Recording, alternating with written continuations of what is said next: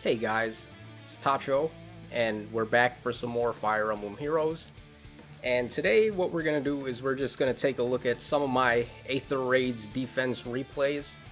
So, it is the end of the season, and I thought this would be the best time to show it off since pretty much all the people that were gonna fight my team have already fought it. So, if we check rewards, I am in tier 27 this week. I don't always manage to make it, but this week I managed to make it. I'm usually either 26 or 27. And for rank, I'm top 1k. Of course, most people who make it to tier 27 are pretty much going to be top 1k. And as far as defense, I am pretty much every season always at the top tier for defenses. My defense team usually takes either -0 or anything from that to -100. So my defense setup this week, we took a -34 lift loss, which isn't too bad considering all these fights that I've had. So we're just going to do a couple of replays and take a look at how people have fared against my defense team. Just for reference, let's go ahead and actually show my defense team. So this is my setup. It's a pretty simple setup that a lot of people use. It's just Ophelia with a rally skill to extend her range when legendary Azura dances on her. So it's pretty easy for a team like this to overlap ranges, and this is what most people use for success. I've also got Micaiah and Veronica on the team since all of them basically have Hardy bearing, so you can't really use Vantage strats on my team. And another thing about this team is that I have the Bolt Trap set up in front of Thrasir, and most people assume that the Bolt Trap is actually where the fake one is. So they'll bring setups like Gale Force teams with a lot of Wings of Mercy units, and they'll step on this fake trap assuming that they're going to lower their health and be able to pull off some movement shenanigans on me with Wings of Mercy. But it doesn't really work out too well for them like that, so it's a nice little fake out to have there. Okay, so let's go ahead and take a look at some of these replays and see how people have done. Okay, so first replay, let's take a look at this guy's team. He's got Altina, he's got Legendary Azura, he's got Ike. Oh, is this yup, okay, he's got a +10 Brave Ike. As I said, this guy is the king of Aether raids pretty much. He's got a duo Alm, and he's got a second Altina. Okay, so let's see how he does. Alright, he's setting up Brave Ike to try and bait my team. Let's see if Brave Ike can pull it off. Alright, so there we go with the rally shenanigans, and Ike couldn't even kill Thrasir in one round of combat, so he's in a lot of trouble now. We get the panic off on his duo Alm, we get another dance, and there goes Azura. At this point, he'd probably just quit if he has any ladders remaining. But he's still going for it, so I guess this guy definitely has some perseverance here. Okay, we're doing some more rally shenanigans, and there we go with the one shot with Ophelia. She is so unfair. Her weapon just lets her start any fight with a special attack, and then all you gotta do is give her Hardy bearing, and it's pretty easy to just shred everybody. She also has Special Spiral, of course. It's like the most broken skill you can give her. And this guy, I give him credit for staying into the last unit. I would have just surrendered after the first turn after everything went horribly wrong. Okay, so that's the first fight. Okay, this next guy, he stuck around. He was able to beat me. He did lose one unit though, so let's see how this went for him. Okay, he's got Bride Fiorm, which is very useful and very good against my team since she can lock down Azura and prevent the dancing. Okay, he's got Kainigus, he's got Brave Lucina, he's got Altina, and he's got Naga. Alright, so let's see what he does. He's getting Kainigus by himself, so Kainigus will transform on the next turn. Okay, and then he does swap with Lucina to get some buffs there. It looks like that Lucina has a... What's the B-slot passive that gives you buffs when you use an assist? I forget what they're called. I think it's Link Skills. Okay. Kainigus was able to survive against Thrasir, but he is not going to survive Ophelia. Oh wait, he actually did, okay. Yeah, the King of Gallia is not to be messed with. He is one of my favorite units in Fire Emblem history. So OP, especially in Path of Radiance. Like, Kanegas in Path of Radiance is so OP that the Black Knight actually runs away from a fight with them when the Black Knight has armor that makes him invincible. So that just goes to show how much people would not want to fight Kanegas. And he's also the only Laguz Royal at the end of the game that does not personally show up for the final battle. He sends his servant. Like what does that tell you, man? He's so gangsta that he can send his servant to the final battle. He doesn't have to go in person. Okay. So this guy, he manages to win. Kanegas put in a lot of work there, but he did lose a unit. And he wasn't able to break both of my Aether pots either. So my defense team, even though we lost, we didn't do too shabby there. Alright, here's another fight. This guy, he surrendered after 2 KOs, so here is another Brave Ike and Brave Lucina setup. This is pretty much the best 1-2 combo, I would say.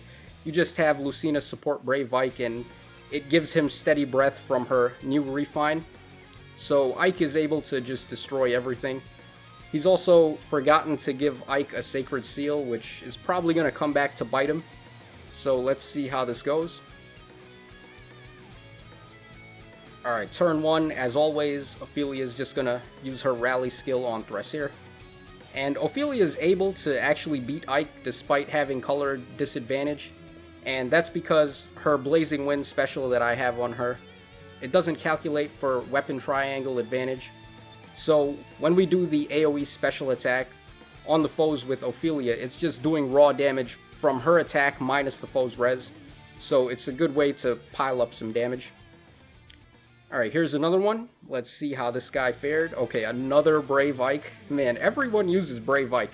And this is pretty much the optimal setup for Brave Ike, I would say. He's got Pulse Smoke here to help him defeat infantry pulse teams. He's got Null Sea Disrupt, so he can counterattack anybody. And he has Quick Repost, so he can have a better shot at getting the kills. So let's see how this guy fares. Okay, I'm surprised he decided to bait with Altina instead of Ike. That is not going to work, because Ophelia is just going to... We don't even need Ophelia, it looks like. We can just do it with Thrasir. So he's in a lot of trouble now. He's going to lose another unit, and at this point, yeah, I would pretty much surrender the fight as well. And that's exactly what he's going to do. So, pretty much good showcasing from my defense team there. Alright, here's another guy that was able to beat me. So let's take a look at what he does. Alright, so this guy, he's got an offensive setup here, which is pretty interesting. It looks like he's trying to do some Gale Force shenanigans with his Sylvia. He's got 3 dancers in total on this team, and then he's got Ophelia. So let's see how this goes. Okay, he may have thought that my Bolt Trap was over there, and he was going to be able to lower his HP and get Wings of Mercy. So I guess I faked him out there, and he wasn't able to do it. So let's see what he does. Okay, he's doing some interesting stuff here. I'm not really sure where he's going with this, but he is wasting a lot of turns, so if he's going to do something, he has to do it now. Okay, he's actually going to play it smart. He's just going to sacrifice his Naga to my team, and then he's going to have a much easier go of it winning with Ophelia after that. So this is actually a pretty viable strategy if you can't figure out a way to get a flawless victory on your opponents. What you can do is just sacrifice a unit, and then from that point on, it's going to be really easy for you to kill the rest of the opponent's team after they all move and overextend. So with his 3 dancers and with his Ophelia, he can just shred my entire team now. Even though he did lose a unit, it was a calculated loss on his part. So still pretty smart play. Okay, so Veronica went in, she attacked, but he's pretty much just going to wipe us out with Ophelia at this point. There is really no stopping Ophelia. She's probably the strongest player phase unit in the entire game. Once she has Special Spiral and she starts the fight with her special attack ready. So don't mess with Ophelia. She is really hard to stop and really hard to bait. Alright, and that's it for my team. He didn't break all the Aether pots, but I guess who really cares? He had to sacrifice a unit anyway. Alright, so here's a rematch actually, where somebody rematched me. I always like it when they rematch me and then they lose. It's like, hey, you thought you could pick on me by getting a rematch and an easy win? Well, nope, you ended up losing. Alright, so he's got a really badass Nino here. If we take a look at her, she is plus 10. She's got Heavy Blade 4 and Special Spiral. So this guy really likes Nino. Which, I mean, everyone likes Nino, right? She's everyone's favorite unit. Always doing her best. He's got Halloween Hector, he's got Duo Alm, and he's got Peony. So let's see how this goes. I'm surprised that he's using Peony when it's not light season, but I guess you just take what you can get, right? Legendary Azura and Peony are the two best dancers in the game, and they are very helpful in Aether raids. So even though it's not light season, I guess still having Peony on his team is helpful for him. But he just got shredded. We already took out two of his guys. So if he has any ladders left, he's going to use them. And yep, it looks like he's going to use them. So that's pretty much it for that fight. Alright, here, this is actually the fight where we lost Leif from. So I'm going to want to see what happened here, and maybe there's a way that I can fix it so this doesn't happen. Alright, so he's got Duo Alphonse. This is actually the unit that I want to win the current voting arc, because they're going to give him out for free if he does.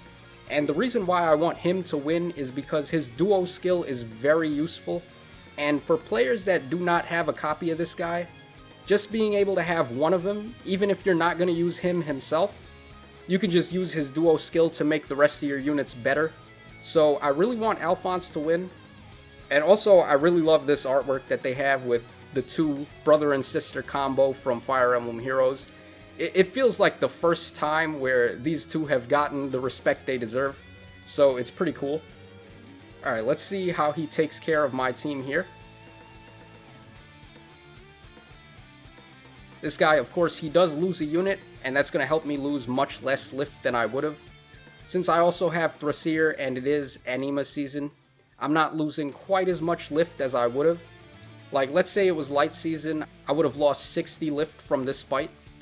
But because we have Thrasir and because it is Anima season, I am only going to lose 34 Leif from this. Okay, he uses the duo skill on Alphonse there to get their special ready. Really good, and it works on all of your other characters within range that are infantry. So Duo Alphonse is one of the coolest units, and I would have to say actually he has one of the better duo skills in the game. So definitely a good unit, and definitely my top pick to win the current voting arc right now. I know a lot of people want Altina. Some people don't want Altina, so I don't know. I feel like everyone could be happy with Alphonse if he wins.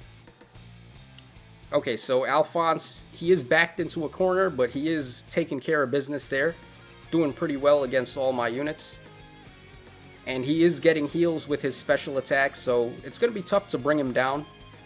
But by this point, Ike is pretty much going to be able to take him out. And we're going to get some HP back from my healing sanctuary. So his Alphonse put up a valiant effort, but we were able to beat him in the end. And now Altina's just going to wreck Ike. There's no way Ike can beat her. On her special attack, she specifically reduces damage reduction on the foe. So it's like they specifically made Altina just to kill Ike.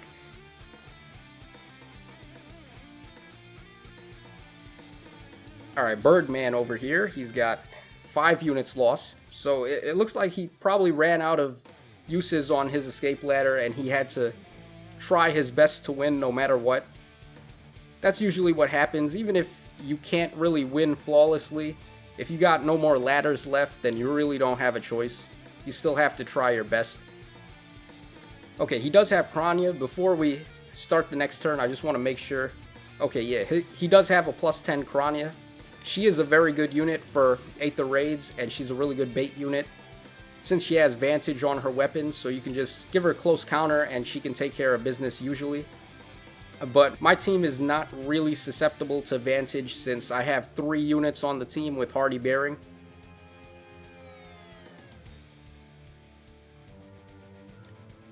Okay, so he lost Kranya, and he's pretty much in big trouble now. His Aversa has lost a lot of HP, so she's not going to be able to panic us anymore.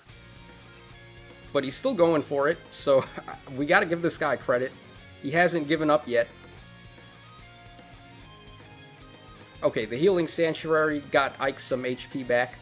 That's what I like about it so much. I am running Ike since he is plus 10, and he's pretty difficult to kill unless you have a specific way to beat him.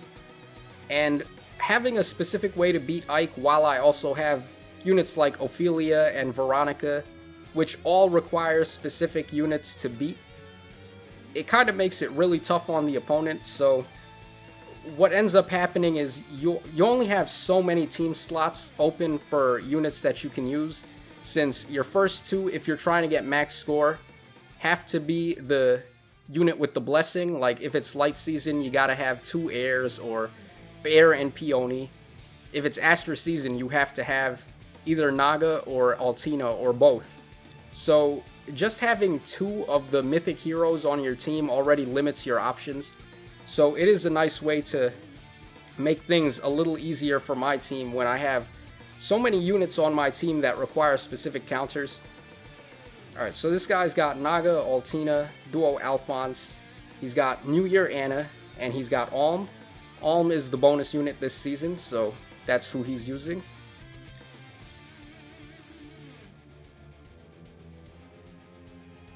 Alright, so starting off a bit slow, he's going to go ahead and use the Duo skill though.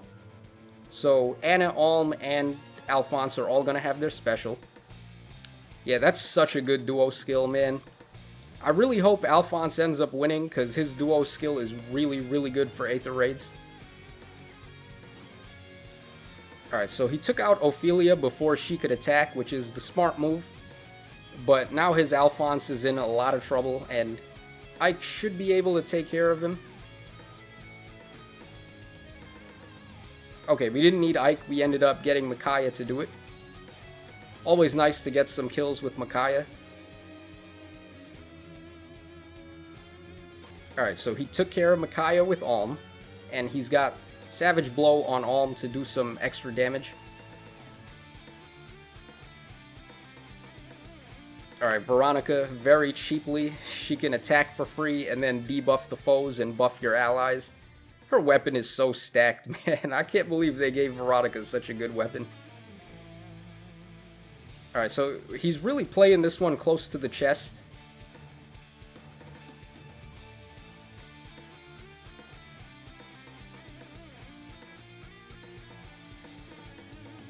He's going to break my last Aether pot there. But at this point, he's already lost 2 units, so even though he can win, it's still not going to really be too advantageous for him, so he's just going to surrender. But before we move on, I just want to mention one thing about this Anna, and not just her, but Green as well. If you give them the Hardy Bearing Seal, they're actually very good against Ike, because they can both negate Irvan's ability to change attack priority. So what makes this Ike so good is that foes have to attack him twice, and he just gets both of the damage reductions off. So it really hinders foes from being able to hurt him. But when you have Hardy Bearing on a red ranged unit, they can just avoid the second hit being immediate, and they're not going to lose 80% damage. So that does make it a bit easier to beat Ike. Alright, so here's the next fight. Okay, this guy's got Legendary Leif. This is probably my most wanted unit in the game right now. He's the only ranged unit in the game that has Gale Force. And it's not just Gale Force, but it's his own unique version of Gale Force that has 3-hit cooldown. So he's pretty awesome, and he's pretty busted. So let's see what he does. He has Aversa to debuff my team. He's playing it cautious right now. He just went for the breaks on some of my structures before he's going to start moving in. Alright, so there he goes. He gets the Gale Force with his Leif, and he kills 2 of my units, but I'm surprised he didn't try to play it even safer, and after he got the 1 kill, move Leif out of the way. And Leif is of course very slow, so even Brave Ike is able to double him and get the kill.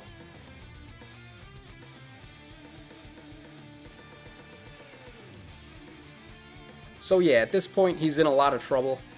Ophelia is free to just lay waste to all of his guys at this point. And now that he's lost Aversa and his Altina has such low life left, it's going to be really tough for him to kill Brave Ike. So this is one of the reasons why I like Ike so much on this team. It's that if Ophelia is able to kill the guy that they would normally use to beat Ike, like in this case he has Altina, or in this case she just weakened Altina enough for Ike to beat her, then the rest of their team usually is not capable of winning. So Ike can be really clutch in situations like this. He's got 2 blue units left and they are no match for Ike at all. So we're just going to crush this guy, and he surrendered. And the very final fight that we have, we got 4 KOs, so let's just quickly take a look at this. Alright, so this guy's got Azura, he's got Aversa, he's got Alm, he's got Altina, and Naga.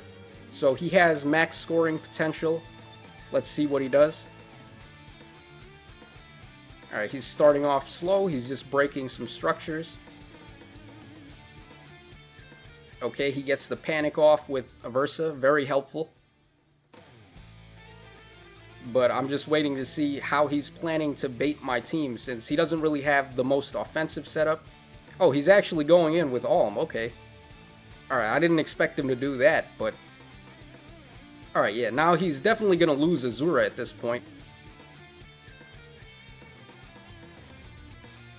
Alright, so we didn't attack with Ophelia, we attacked with Veronica. Okay, yeah, like, when things go this way, it's really tough to actually predict what my team is going to do, but that being said, they are still playing pretty well, even though it is the CPU. Okay, notice there how he didn't attack Ike again. It's probably because Altina wasn't going to be able to beat Ike at that point. And we have Hardy Bearing on Ophelia, so Altina can't do much to us. Also, she's going to get danced now, so he's in so much trouble, it's ridiculous. Alright, so Aversa, not even Aversa can beat Ike. If she had Hardy Bearing, she might have been able to do more damage, but... I mean, Ike, it's really tough to beat Ike.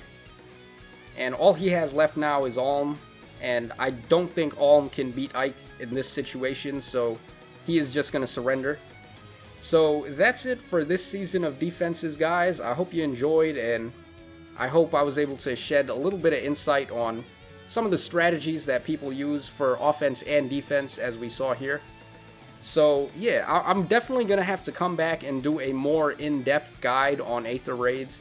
I'll give you guys some examples of really good defense setups that you can make, and some really good offensive strategies you can use to hopefully score higher, and if you haven't made it to tier 21, then hopefully make it there, since it's not really hard to stay once you get there. So that's it for today, guys. Hope you enjoyed, and this is Tacho signing out, so I'll see you guys again in the next one.